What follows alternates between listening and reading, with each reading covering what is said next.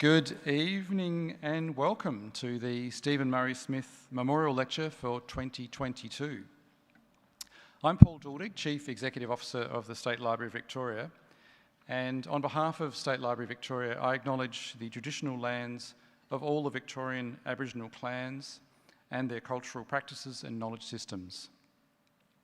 We recognise that our collections hold traditional cultural knowledge belonging to the Indigenous communities in Victoria and around the country.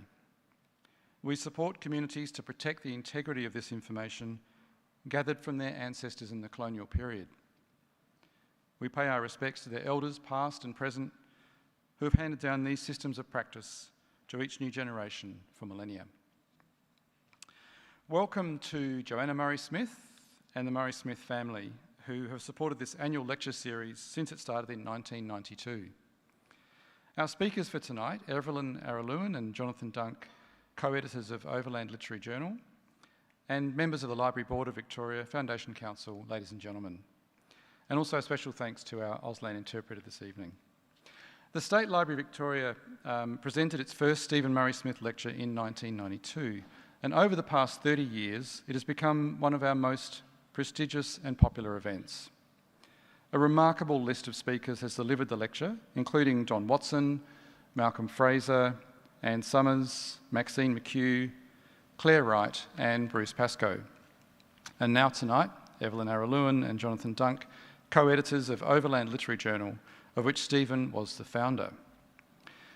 This is a particularly special lecture, as it's also the first time since 2019 that we've been able to host it here in person. Yay! We're also live streaming the lecture, so hello to everyone watching from home tonight. You'll be able to use Slido to ask questions during the Q&A after the lecture, and you can submit questions at any stage. I do encourage you to use that. And I believe there will be a link, there it is. Head to sly.do and enter the code SMSML. This lecture commemorates Stephen Murray Smith's contribution to Australian intellectual life. Like the man himself, the lecture promotes research and debate in his areas of interest, and he had many. Stephen Murray Smith was one of Australia's great intellectuals. He was a writer, an historian, an activist, an environmentalist, a member of the Communist Party, and a University of Melbourne lecturer and research fellow. He was also, as I said, the founder of the literary journal Overland. In the first edition in 1954, he wrote that Overland would make a point of developing writing talent in people of diverse backgrounds. He said, "We ask of our readers, however inexpert, that they write for us, that they share our love of living, our optimism, our belief in the traditional dream of a better Australia." Over the last 68 years, Overland has continued to champion underrepresented voices and to showcase progressive writing that explores the relationship between literature and politics. When Stephen died in 1988, he left an incredible collection of personal papers and records, 460 boxes in total. The library acquired all of these boxes, and they now form a valuable part of our Australian manuscripts collection. You might have noticed that Readings has a table here tonight. If you'd like to find out more about Stephen's life and work, Readings are selling copies of Emperors in Lilliput by Jim Davidson, a dual biography about Stephen and Clem Christensen, founder of Meanjin Literary Magazine. The book charts Stephen's beginnings at Geelong Grammar through to his time in the Communist Party and his editorship of Overland, and shows the constant evolution of his focus and interests over his life. You can also pick up a copy of Evelyn's Stellar Prize-winning poetry collection Drop Bear and the latest copies of Overland and Meanjin. Now, I'm pleased to invite Evelyn Araluen and Jonathan Dunk to deliver the 2022 Stephen Murray Smith Memorial Lecture, A History in Pages. Evelyn Araluen is a poet, researcher and co-editor of Overland Literary Journal. We could rename it Evelyn Literary Journal. That might be coming next year. Her widely published criticism, fiction and poetry has been awarded the Nakata Brophy Prize for Young Indigenous Writers, the Judith Wright Poetry Prize, a Wheeler Centre Next Chapter Fellowship, and a Neilma Sydney Literary Travel Fund grant. Born and raised on Darug country, she is a descendant of the Bundjalung Nation. As I mentioned earlier, Evelyn's debut poetry collection, Drop Bear, won the 2022 Stella Prize. Jonathan Dunk is a lecturer in writing and literature at Deakin University and co-editor of Overland Literary Journal. His scholarly writing has appeared in Textual Practice, the Journal of the Association for the Study of Australian Literature, Australian Literary Studies, and the Sydney Review of Books, among others. His poetry, essays and short fiction are widely published, and he is the recipient of the A.D. Hope Prize, the Australia Council's Dale Stibbons Awards for Literary Merit, and a Sydney Neilmer Literary Travel Fund grant. Please welcome Evelyn Araluen and Jonathan Dunk.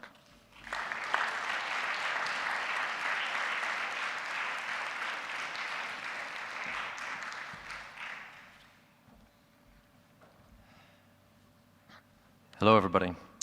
Those biographies always sound a little bit less obnoxious on paper. So, of course, I'd like to say first up that we're speaking to you tonight from the unceded country of the Kulin Nations, a fact which will bear significantly on some of the points which we'll make today. Firstly, I'm going to talk a little bit about the history and prehistory of writing in this country and elsewhere, and then my much admired colleague will situate some of those points a little more specifically.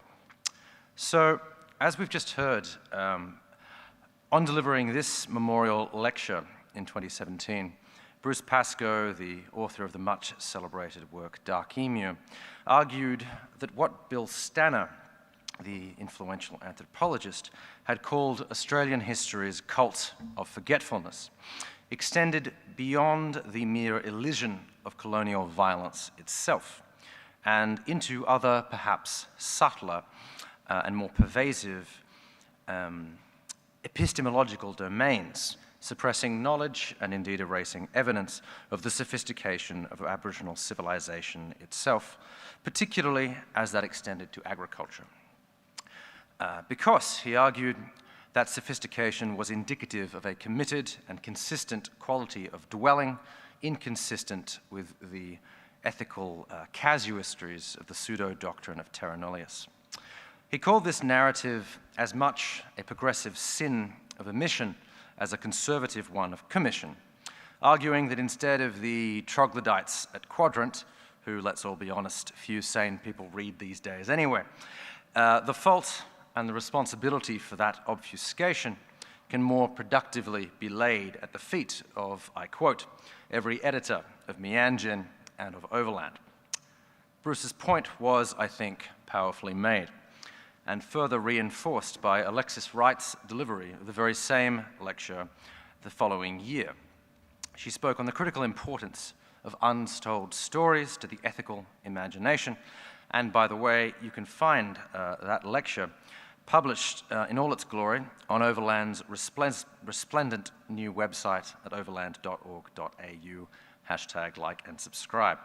So, as we stand here tonight, as I stand, she'll stand later, in the footsteps of these incredible intellectuals and under the aegis of Overland's courageous, eccentric, and by all accounts utterly irascible founder, Stephen Murray Smith, as joint editors with our various specialisms and backgrounds, we come to redress that omission observed and hopefully to clear up a little ground for some truer stories.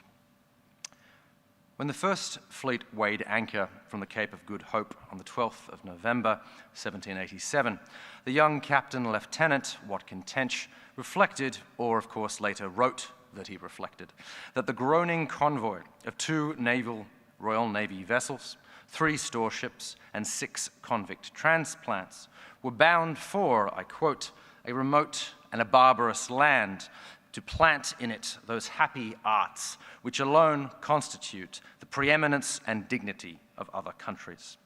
Salient among those dignified arts stood and stands that strange thing we call literature, which, from an estranged eye, if you'll permit me, seems to be a symbolic economy of glyphs or purposeful marks inked on a page, chiseled on a stone tablet, or scratched in the sand with a finger.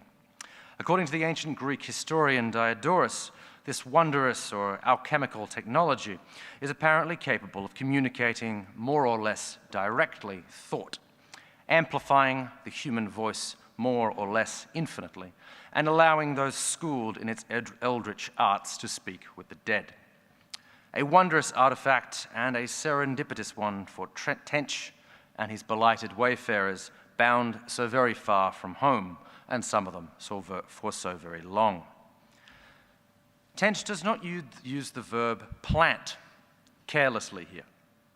Writing so, he echoed a long and a grand tradition, a culture, and a metaphysics which mutually implicate the cultivation of crops with literacy and with literature.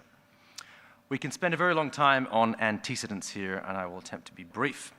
Some of those include the careful dialectical gardening of Socrates, the seasonal allegories of Daniel and the other Hebrew prophets, the pastoral allegories of the Roman poet laureate Virgil, and indeed the gracefully scattered verbal seeds of Christ's parables, so on and so forth.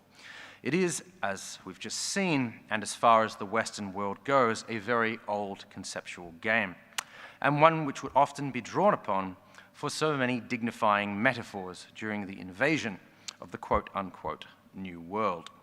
As, for instance, when the revered poet-priest John Donne delivered a sermon to the brave men of the Virginia Company on the 13th of November, 1622.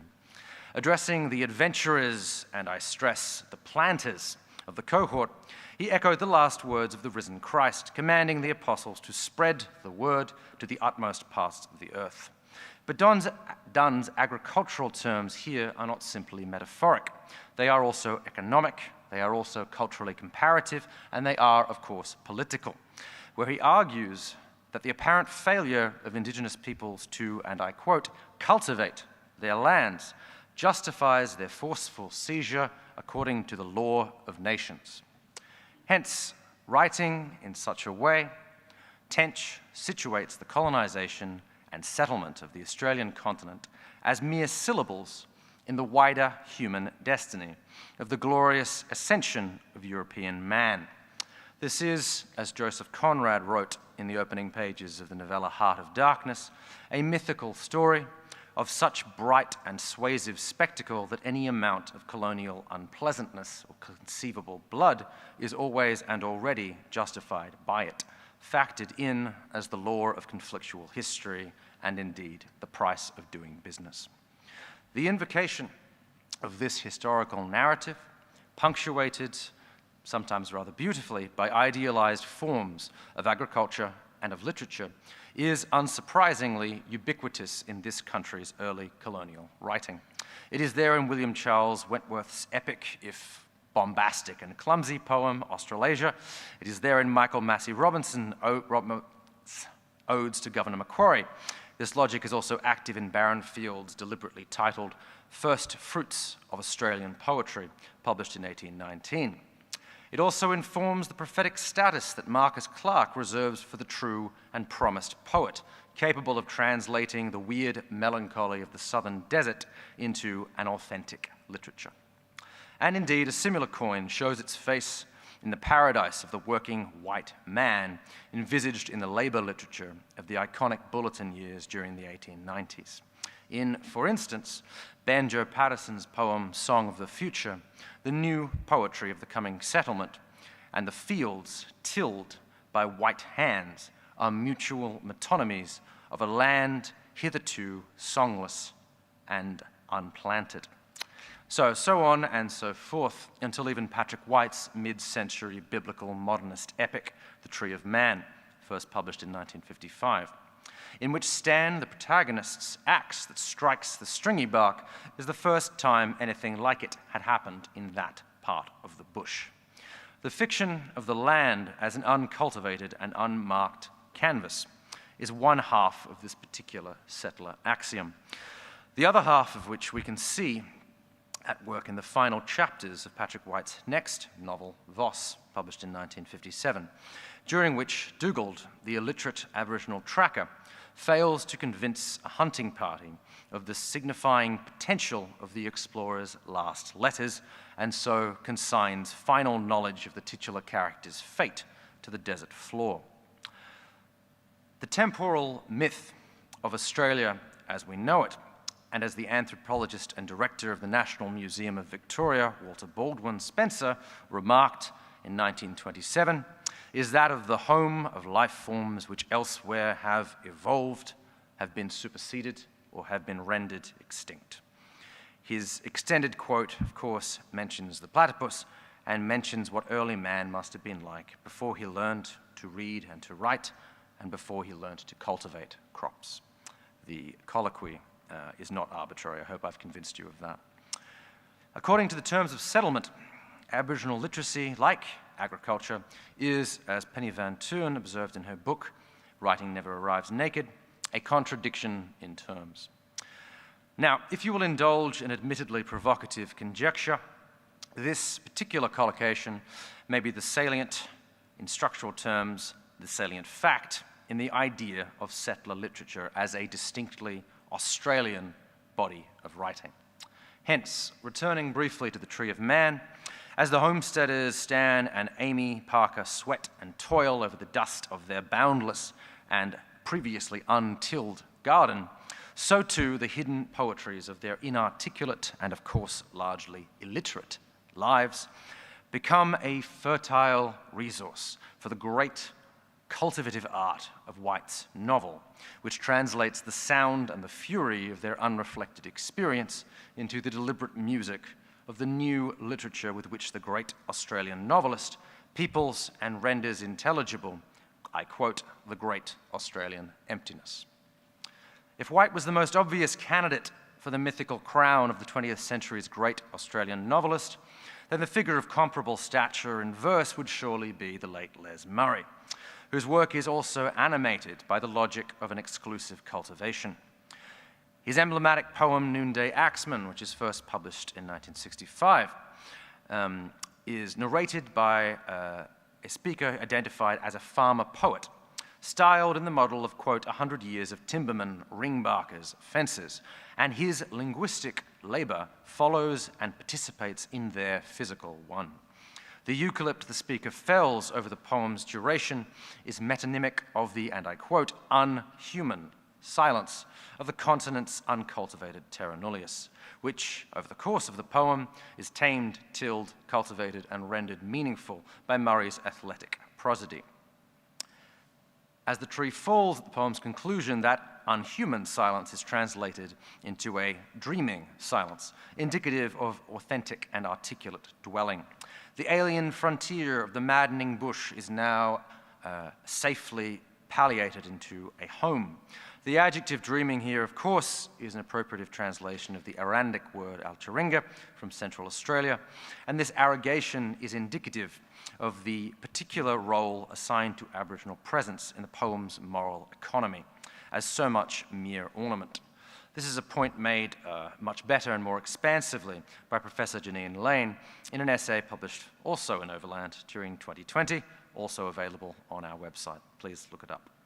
In it, she reflects upon the enthusiastic observation of a visiting British writer in the 1850s that settler writers had taken to the Antipodes like, quote, so many industrious diggers, and though merely scratching and fossicking the surface, have turned up much precious and malleable stuff, thereby linking the work of Australian letters with yet another form of extractive labour.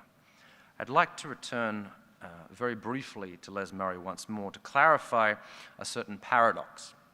The august poet's other writings, particularly the essay The Human Hair Thread, published in Meanjin, our scurrilous competition, demonstrate that he was highly literate in certain anthropological and archival versions of Aboriginal culture, which is to say that he does not use the word unhuman in mere ignorance, but rather in the echo of that specific and considered judgment, at least as old as the European discovery of the New World, which we noticed earlier in John Donne's sermon.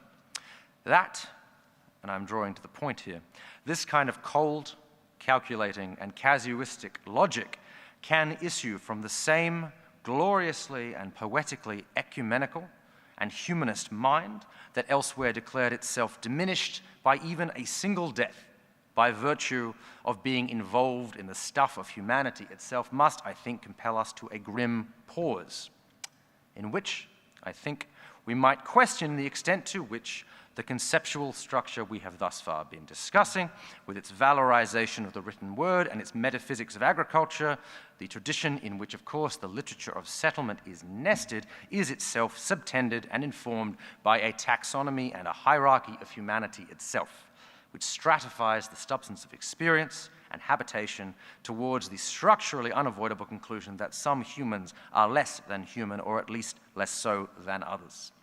That is, towards the judgment that because they do not sow crops, harvest grain, and tally their amassed goods on cuneiform tablets, they do not quite dwell, think, feel, live as we do.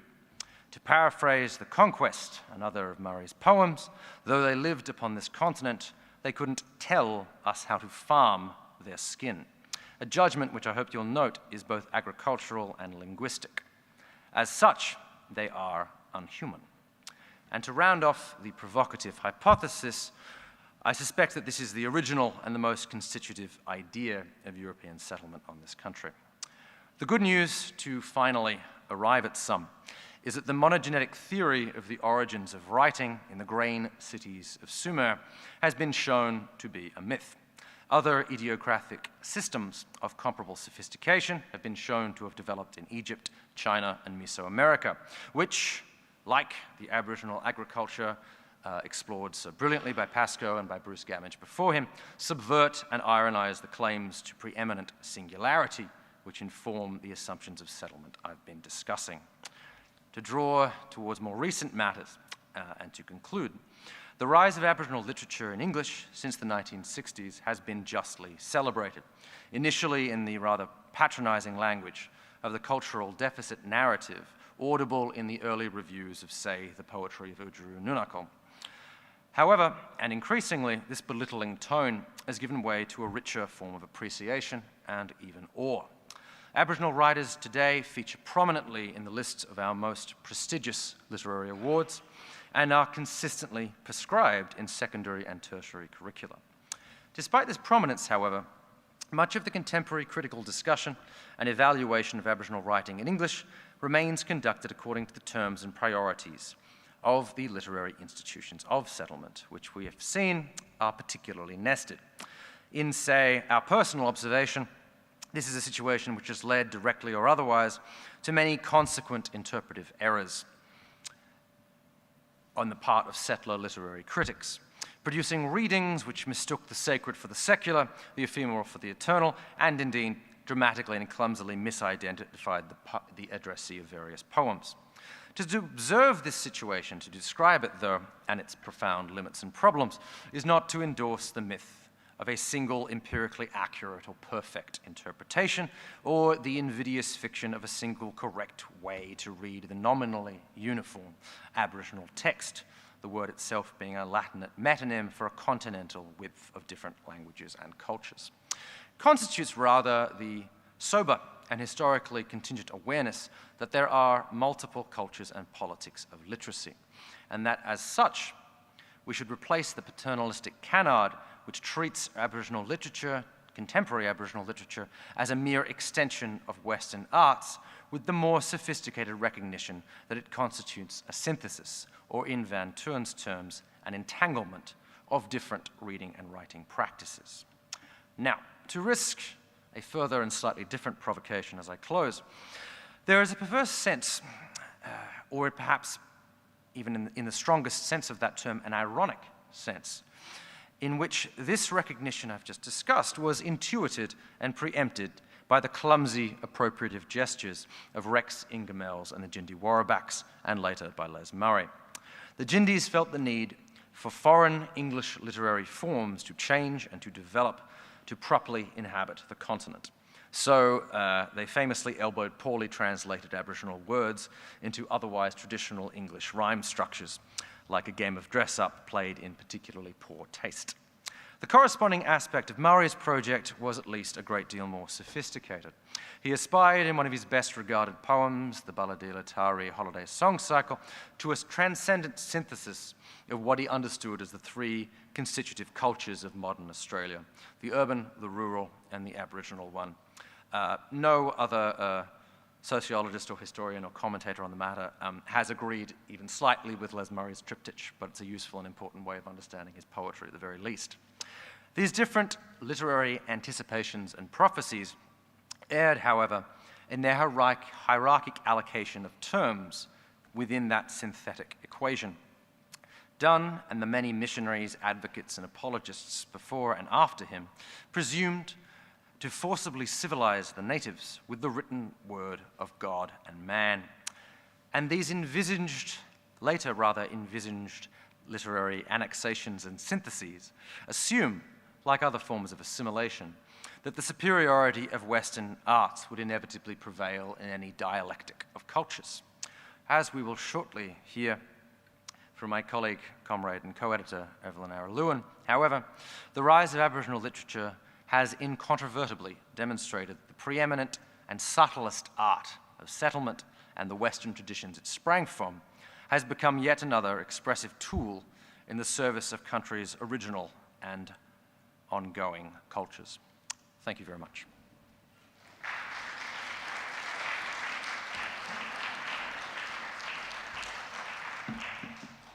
So you've got the other half now of the Dream Duo. I also, sorry, I probably shouldn't be touching this. I also just want to begin by thanking the State Library, and by thanking, I'm sure there's an actual official term for the collective, but I have unfortunately forgotten it. So I would like to thank Stephen Murray Smith's family for ensuring that these conversations continue to happen and continue to extend the legacy of a tremendous figure in Australian literature and Australian politics. We're deeply honoured to be able to be a part of that ongoing project. And additionally, I want to as well acknowledge that today we're meeting in the lands of the Boon Wurrung Wurundjeri peoples, land of the broader Kulin Nation, and pay my respect to their ongoing custodianship and care for country. This land has never had its sovereignty ceded, its custodians have never left, they continue to care for this place. I am honoured to be able to be a guest here and also to be able to work at an organisation such as Overland on these lands. So as a kind of additional acknowledgement, I would also like to think and extend my reverence and honour for the Kulin Nations, to also recognise that the knowledge and the teachings that I'm able to actually bring to this event, or really to anything that I do, is informed by the work and the lives of incredible Aboriginal people who have come before me, particularly my Auntie Gloria Matthews, who sadly passed away 7 days ago now. She never lived in Melbourne, but she was from Cummeragunja Reserve. She was born there in 1933. And I'd like to acknowledge that the Cummeragunja Aboriginal Reserve has been a very important part of the histories of many Aboriginal peoples who are living in Melbourne. And so pay that respect as well, and centre that as well in my portion of the lecture. Auntie Gloria told me the very first story that I ever remember hearing, which is about Balu, who was a lady who lived on the moon and then who came down to the earth to take the honey from the hunters that had been gathered for her, and that's a story that remains incredibly important for my family. So there's no real way of me proceeding with any conversation about storytelling or writing or really anything that I do that can't be grounded in that acknowledgement and in that memory. And it seems appropriate as well. I feel that it was only really something that occurred to me in the quite late stages of developing my contribution to this lecture, that I actually did start to think about the work of Stephen Murray Smith and these early years of Overland that we've been in the process of archiving and digitising with the support of the City of Melbourne for about 2 years now. That I did actually contemplate, perhaps, belatedly, what an extraordinary thing it must have been to have him as a father and to have somebody so entwined in political history as a father. There were a few brief moments when I was looking through some of the 1960s editions of Overlands, where I was looking at references to the freedom rides, which is a form of activism that my father participated in, and had that bizarre experience of an archival drive, or fever, as Derrida would refer to it, but we don't really need to ask him, and had that moment of encountering one's own other in that particular kind of context. So I hope that as we discuss, we move to the portion of the lecture discussing some of Overland's history, that I do so in respect and in reverence for that inheritance for you as well. So I was reminded recently, when thinking about archival practices, of Natalie Harkin, who is an Narungga poet and academic who works at Flinders University, that remembering compels me to write, or that is in her own particular phrasing, remembering compels writing. And in the process of reflecting on historical origins and on pockets of narrative which have been given rise in such archival projects. I swear I do have my notes somewhere and I'm just trying to find them.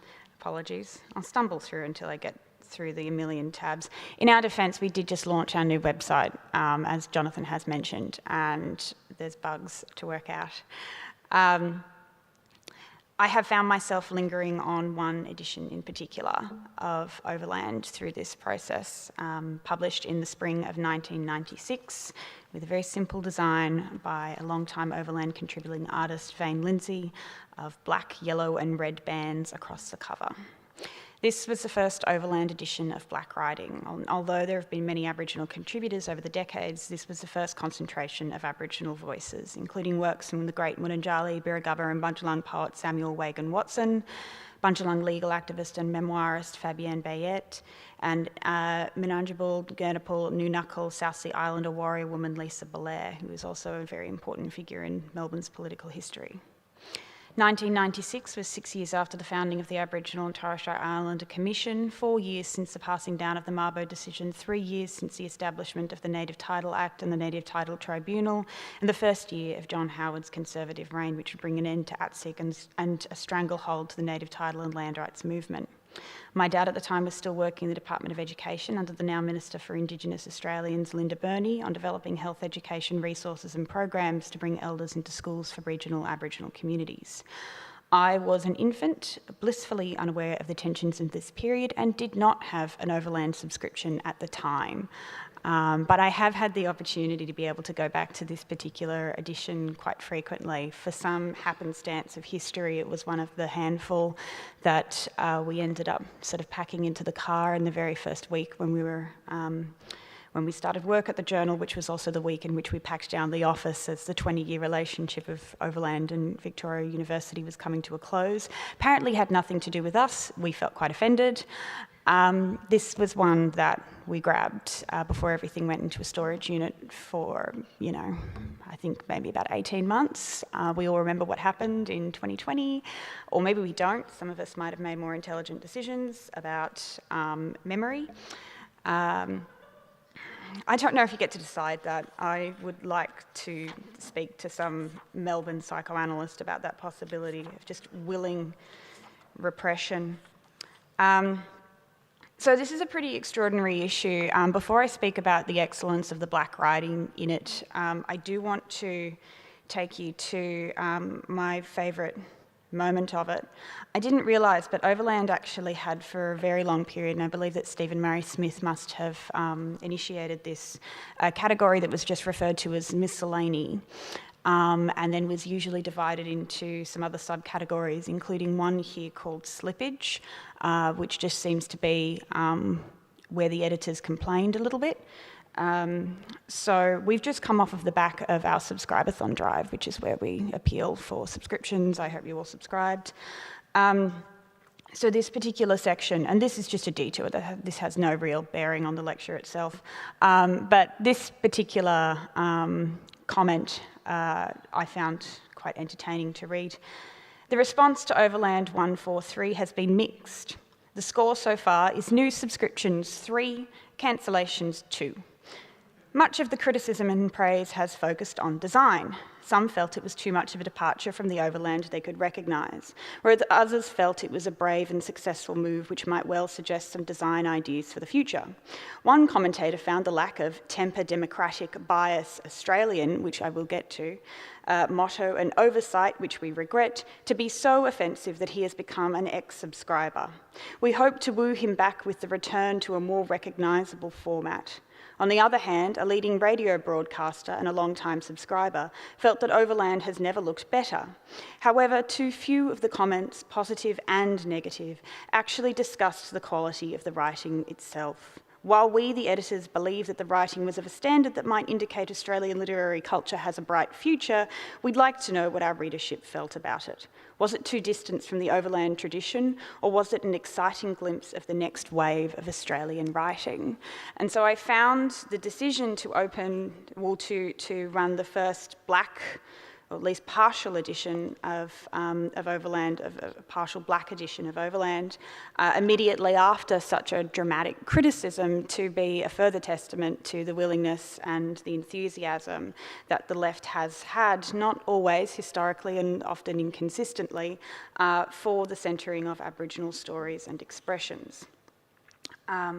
So this edition is, you can see here, and I'm apologising for the lack of accessible slides for this. I don't have an excuse, I'm just apologising for it. It's beautifully illustrated with a series of linograph designs from different artists throughout the country.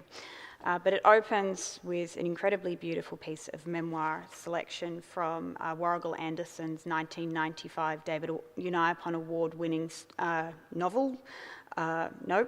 memoir, Warrigal's Way, and this extract is called Mum and Me.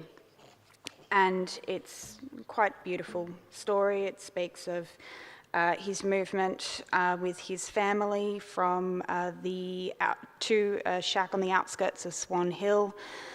And the thing that struck me in this particular edition was a brief, otherwise unexpanded upon, intervention as he's describing his family's early history, to say, if you're about 60, have green eyes, and remember being called Kylie as a child, get in touch, sister.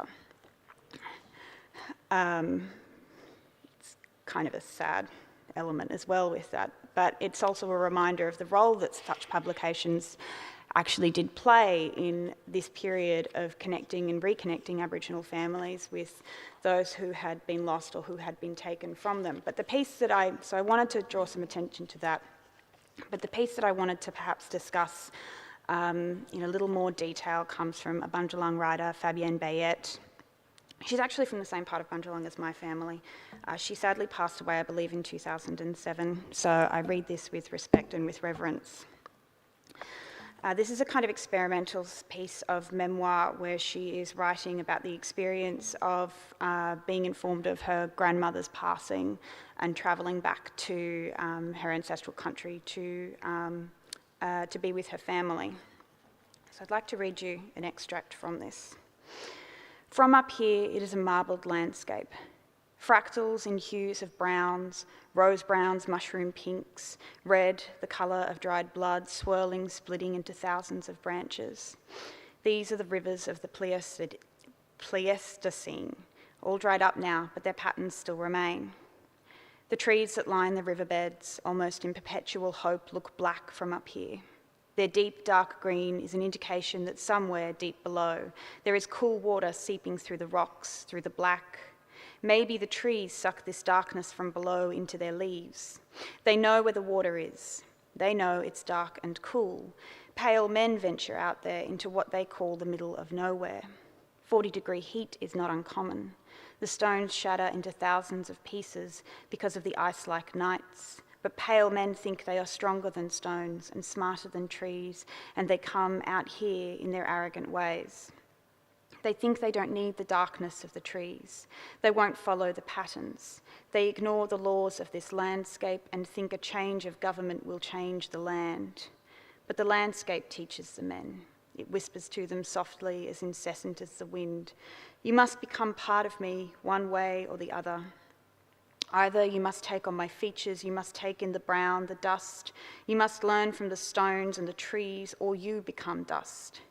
This is what the patterns whisper to me. These men, they become weathered. Their faces take on the patterns of the landscape. They learn or they die. A thing I'd like to emphasise is that this is not a piece of work that has ever been published in a fuller body of text or republished outside of the context of Overland. In this process of going through the archive, I've tried to imagine the relationships that the editors might have had to these works and to the individuals who have written them. I've wondered about, in 1996, how the editors, I believe this year was John McLaren, yep, somebody fact-checked me in the audience, excellent. I wonder how they established these relationships with Aboriginal writers and contributors when, as I know, this was certainly a deeply volatile time in the arts sector, it was a volatile time in the education sector. There was, of course, all manner of political representation, but not necessarily much political access for Aboriginal writers. It's been a very difficult thing trying to determine what those relationships were outside of a few brief editorial notes, which generally speak to the positivity of such work, and the process of searching through historical, through older editions, particularly from some of the more complex periods of Australian political history, has demonstrated that perhaps the generosity that has been felt in this edition was not always felt by some of the other contributors. So I understand that these works are not necessarily always speaking to a coherent sensibility on the left and a coherent sensibility of settler and Aboriginal relations in art sectors. But certainly I feel that the works in this particular edition have been treated with enormous care and sensitivity. Simply the way that they are moved across a page, in each relatively experimental forms and each with their own forms of quite tender and sweet little illustrations and compliments. You don't necessarily think about the sensitivity of editorial relationships and these forms of practices until you're in the difficult ones yourself, whether that be as an editor working with all manner of different writers, as we do, sometimes in contexts where we are unable to provide the support that we would like to support, whether that be the general kinds of resources and restrictions, whether that be because of the interventions of state and federal policies which restrict access to all manner of important arts resources for individuals who are placed in compromised positions of compromised relationships to the state's sovereignty, whether that be purely regarding access and accessibility. There are all manner of limitations that we do face as editors when we are attempting to work sensitively with different knowledges and experiences. And so these kinds of documents are, I feel, deeply precious. They speak to histories of otherwise here now relatively suppressed narratives and suppressed forms of accessibility. It's not, it's not that long ago that, say my grandparents' generation, that Aboriginal people were not able to complete a public education, for example, that would allow the kinds of access to publishing and writing opportunities such as what we can see in this particular edition. And it speaks back to the ambition that I think was kind of preempted in the introduction to the lecture, which is, you're going to get a slight repetition there. Apologies. It speaks back to the opening ambitions that were laid out by Overland's founding editor, Stephen Murray Smith, in 1954, when he declared that Overland would be a new magazine devoted to creative writing, which would publish poetry, short stories, articles, and criticism by new and established writers. He says that it will aim high, but has no exclusive or academic standards of any kind. It will make a special point of developing writing talent in people of diverse background. We ask of our readers, however inexpert, that they write for us, that they share our love of living, our optimism, our belief in the traditional dream of a better Australia. The magazine's motto, which glossed a slightly more colourful phrasing by Australian novelist Joseph Furphy, was, and continues to be, actually we're discussing now trying to chuck it back into the design, temper democratic, bias Australian. In a 1959 editorial reflecting on this ambition and the achievements of Overland thus far, Murray Smith wrote that, "We have tried to say that the proudest claim of the Australian is that he has built a country," we're working on the pronouns, by the way, that he has built a country where the dominant conviction has never died, that authority must be challenged, oppression and discrimination opposed, a country where it has been assumed that progress is based on the sacrifices, example and aspirations of the common people, a country whose social dynamic is plebeian in origin and is or should be egalitarian in operation. Therefore, Overland has always sought to link itself with the labour movement. We've tried to find readers and subscribers among working people and contributors too. We've tried to promote a kind of two-way traffic between the labour movement on the one hand and intellectuals and middle-class people on the other, to the mutual advantage of both.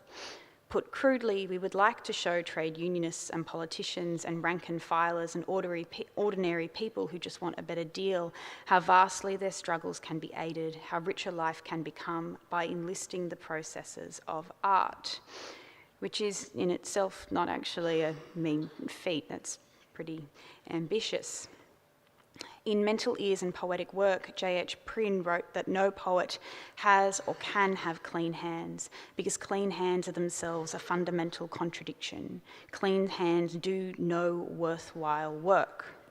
When thinking about resistance and radicalism and the history of Australian writing, it has been, as we've undergone this archival process, quite easy to focus on what is there and what is represented in the archive. And as precious as an edition such as this is for myself as a relatively emerging Aboriginal writer who is constantly thinking of the forms of inheritance of story that guide and shape us, whether that be a 95-year-old woman who lived a long and complex and incredibly rich life, or whether that be the kinds of archival documents that we are now able and have resources to recenter and to reintroduce to new audiences.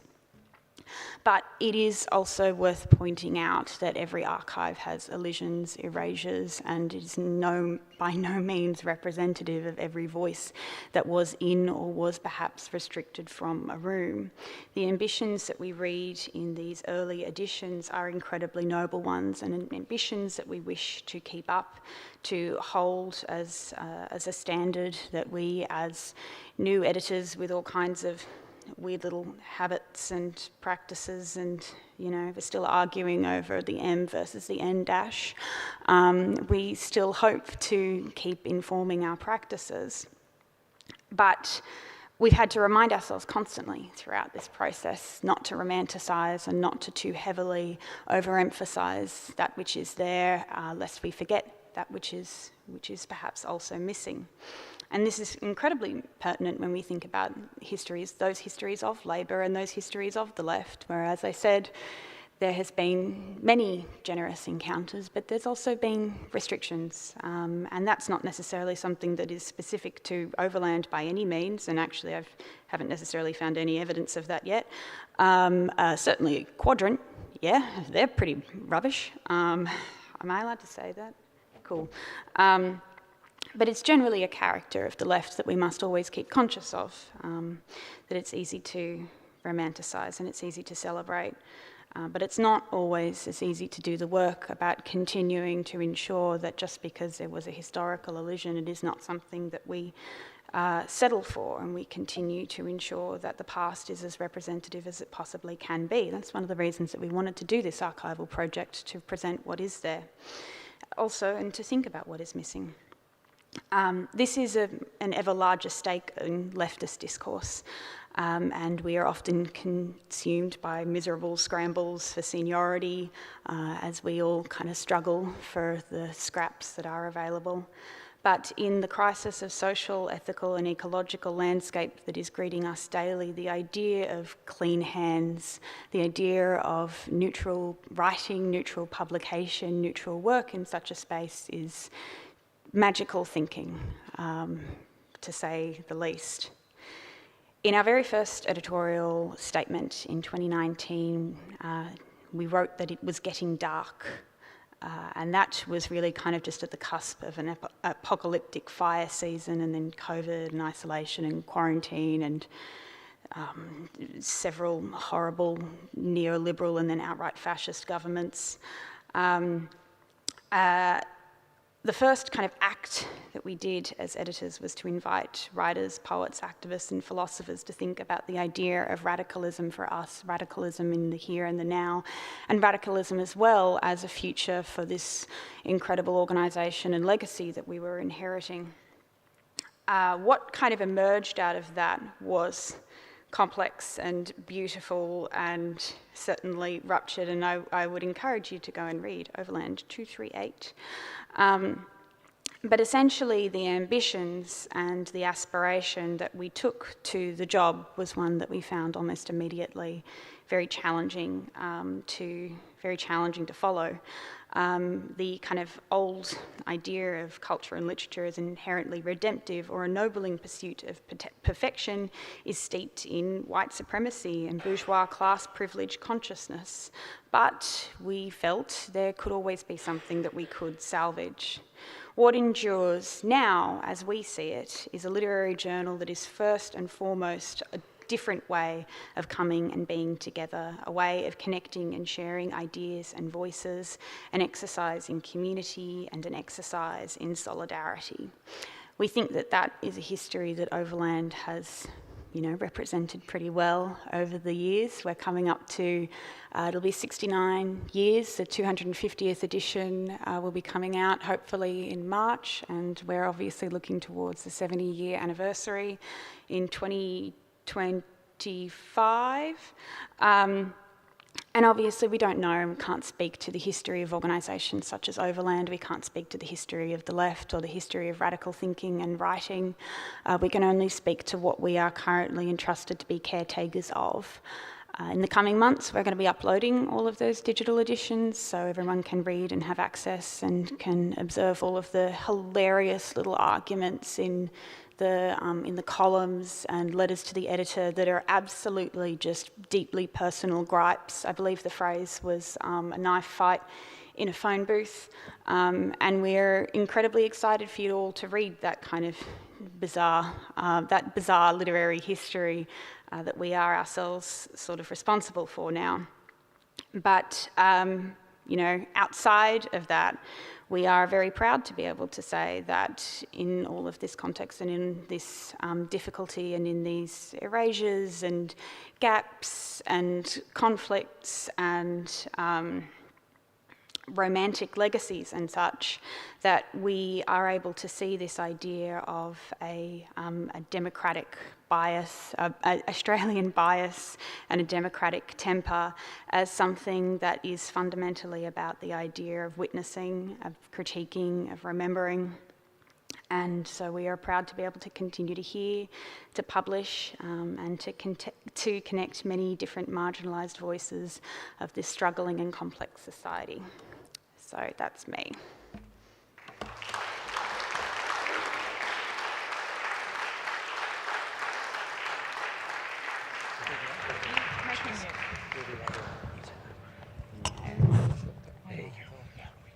Musical microphones.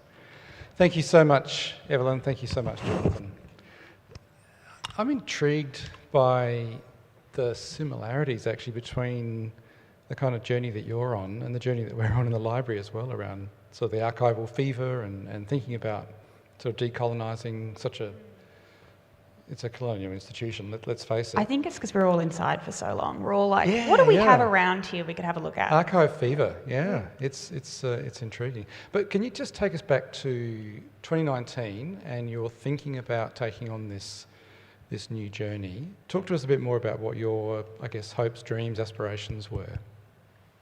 Well, is that on? Yes, it is. Obviously, the very first response was one of rank careerism, of the lowest kind, the situation in research jobs. He's joking. You can laugh at that. I'm mostly joking.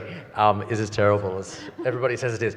But no, and then it was just a exceptional and sort of stunning sort of possibility. We did, of course, have to apply for the job, but we were also approached by our predecessor, and we both published in Overland. We had co-edited a special fiction issue, which was an incredible experience. I think we read, 250 short stories between us in a week. And Evelyn, of course, had won all of the Overland prizes, I never won the Neilma Sydney. I don't know if that one was And I'm not around allowed back to then, enter it but anymore. our predecessor actually wrote to Evelyn and asked her not to apply for any more prizes because it was starting to look bad. But the chance of it was extraordinary, stunning, terrifying, and then all the wonderful and good things, which Evelyn will comment on. I mean, I think, speaking less, obviously for myself, Overland had an incredibly specific hand in my writing career whatsoever. So Overland runs a pretty excellent prize, which is called the Nakata Brophy Prize for Young Indigenous Writers, which is focused on providing not just, like a kind of a financial prize compensation and opportunity for emerging Aboriginal writers, but also by setting them up with a residency through a partnership with Trinity College. So that experience actually afforded me, after winning that, eventually I had to go back a couple of years, I was able to actually engage with the Overland community to a much greater extent, and found that the kind of function of mentorship and support there that actually came from a publishing structure that was really about going like, yes, we're going to award you something and you're going to win some money and we're going to publish you, but also we want to stay in conversation with you about the progression of your career. We want to make sure that you're getting access to other opportunities that we're running and facilitating. Please come to this event and we'll meet you and speak with you. And I think that there's been a long-standing emphasis on the development of emerging writing talent through, that was mentioned in the very opening editorial for the 1954 edition. But it's pretty, we all read about supporting emerging writers and such, but that was literally the entirety of that was the starting point of my writing career. I entered a TAFE assignment that I was doing in my Wundjalung language class to Overland, and then, hadn't had a publication prior to that. And so I think that the kind of function of an organisation like Overland in such a context can really be so, just fundamentally transformative for writers who are perhaps outside of that immediate kind of context of, an inheritance of literary access. And that's the sort of thing that, obviously that was focused on Indigenous writing, but that's the sort of thing that has a significant kind of impact in terms of class access as well.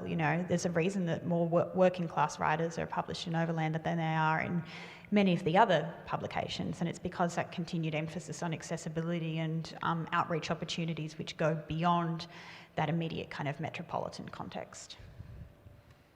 And how has the Stella win changed things? I can't answer my emails anymore. It's produced it's produced a very different dynamic of the kind of the role of being an editor who works professionally in the space, and then the role of being a Celebrity. Oh, yeah, the first time somebody recognised me, it was terrifying and horrible, and I wanted to immediately retire, and that actually hasn't gone away.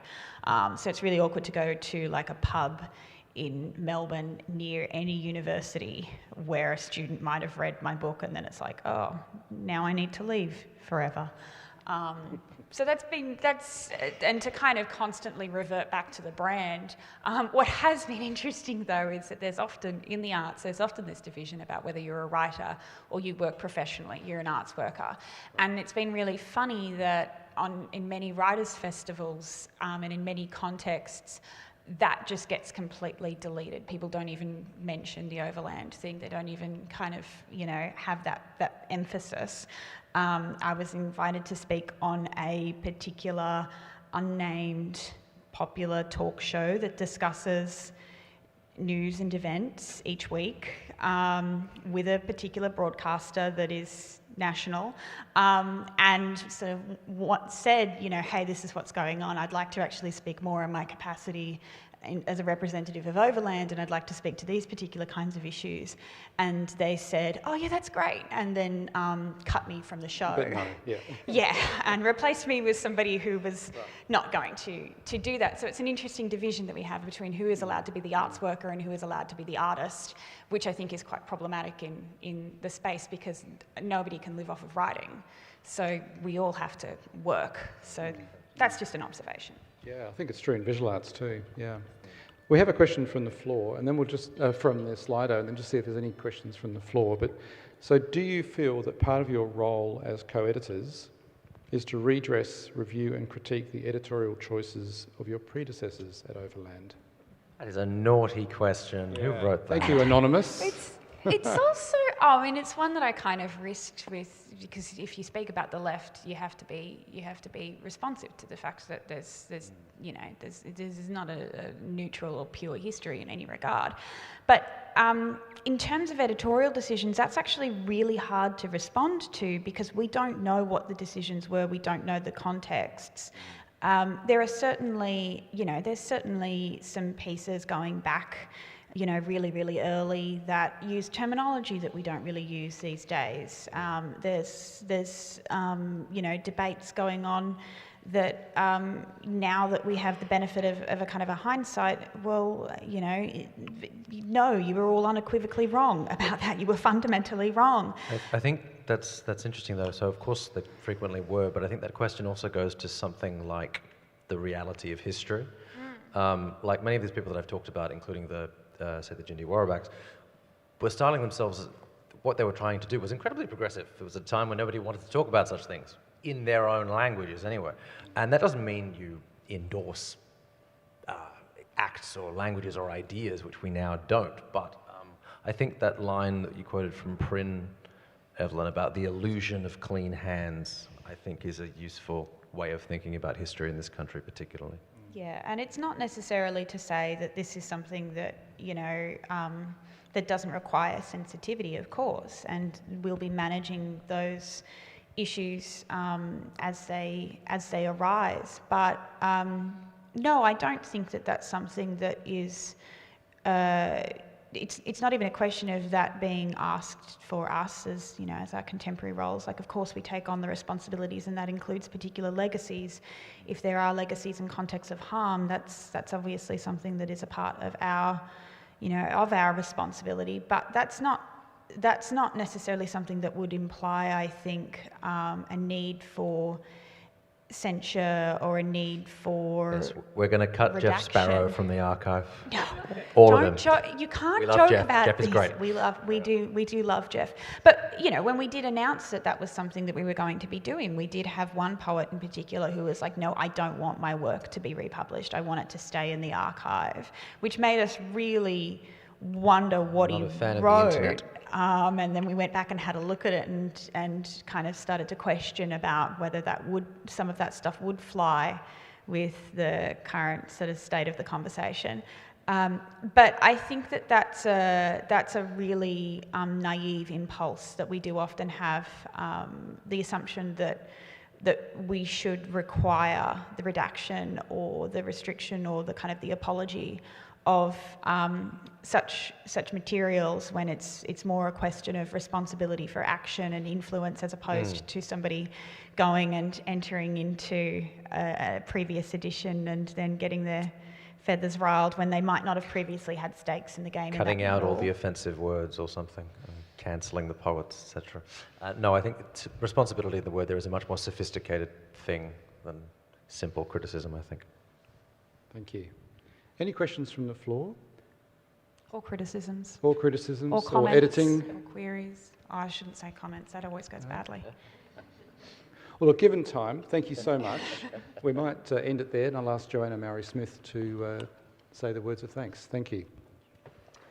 I'll just stay here.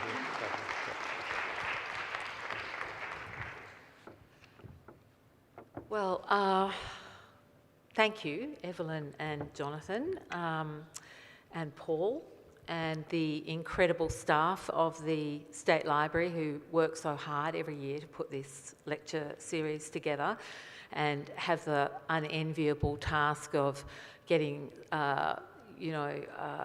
agreement amongst the three children on topics, speakers, somehow always wrangled with great diplomacy and patience. And thank you so much to the ever-expanding attendees of this lecture series, both online and in person. That it seems to grow all the time, and the series has become incredibly popular for the library, which is something that my sister Cleve and my brother David and I are, kind of wondrous about, joyful about, and in some ways didn't expect. But I think it's testimony to the vibrancy of the ideas that the lecture has incorporated over the years and the diversity of the speakers.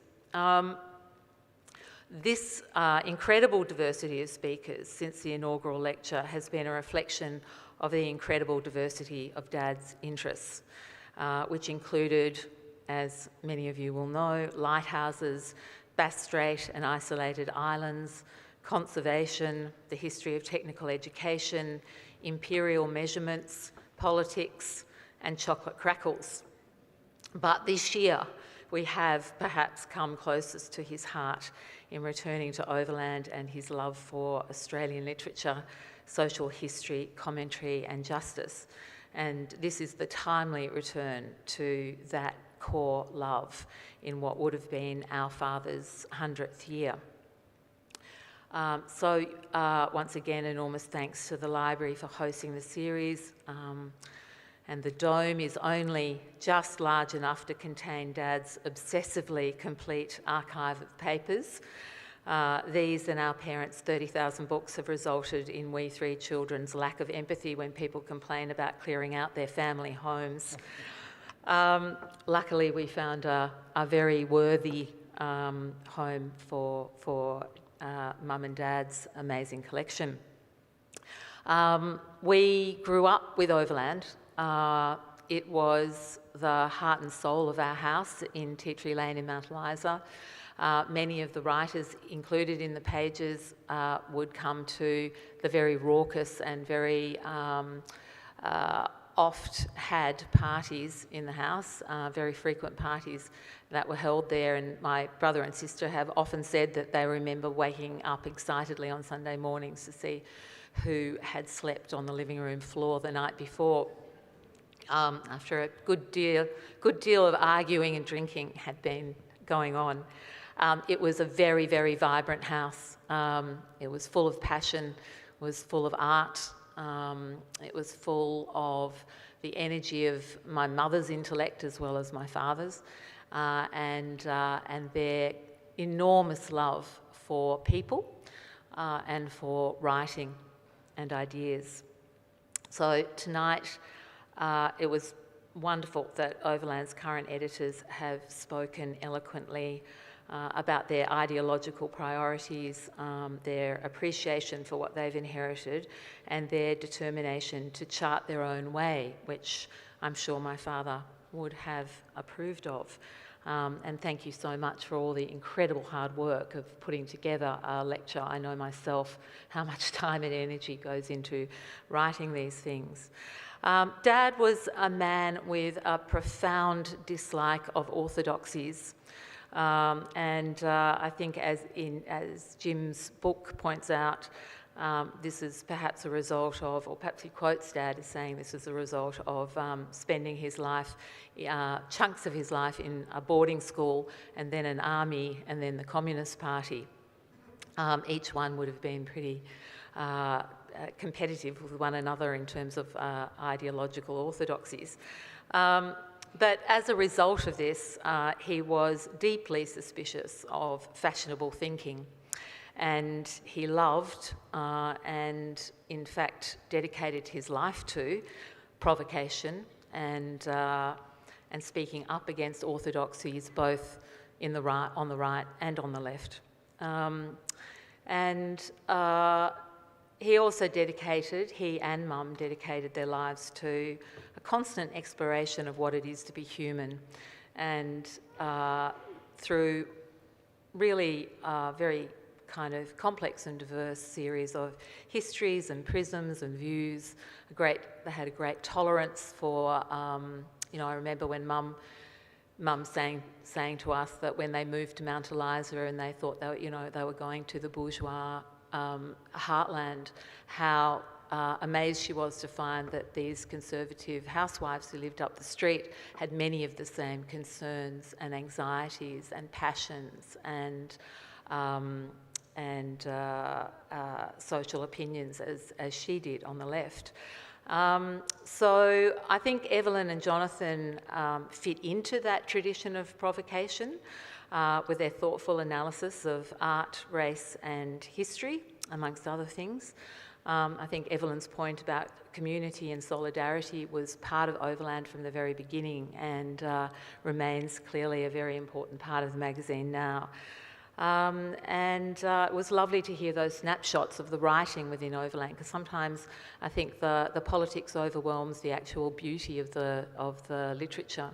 Of course, what Evelyn and Jonathan talk about, and certainly that question raised, was the issue of whether you apologise for the past and redress what people, particularly writers in the pages of Overland, presumably wrote with good intentions. And I think as much as anything, you know, the importance of putting those voices of the past in the archive is tremendously important, because it tells us about what the world was like then, and rather than rewriting it, let's look at what it was, both in all that was good about it and all that was perhaps, you know, difficult by current standards. So thank you very, very much for the hard work